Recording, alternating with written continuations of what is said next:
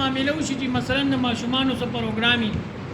نو د ماشومانو پر پروګرام کې کله کله غټي ډالۍ یا غټي سيزونه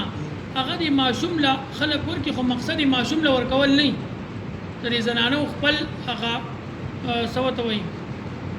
هغه په بدني په رسم رواجي نو اسی ماشوم بدنامي خدا ماشوم لا ورکول مقصد نه بلکې دا چاله ورکول مقصد دي